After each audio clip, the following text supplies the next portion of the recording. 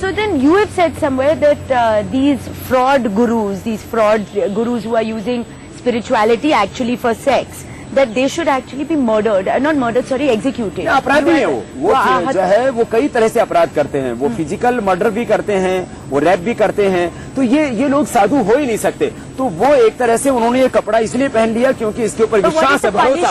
What is the punishment? Punishment दो हैं, एक तो नैतिकता के आधार पर जो ऐसे गलत काम कर रहे हैं, तो नैतिक होगा तो गलत करेगा ही नहीं। यदि किसी से भूल से हो गया, मान ली इंसान है, किसी से गलती हो गई, यदि कोई सच्चा साधु है और उससे गलती हो गई, इतिहास में भी ऐसे उदाहरण मिलते हैं, तो उनको सारे समाज के सामने माफी मांग लेनी चाहिए। आपने कभी ऐसी गलती की है?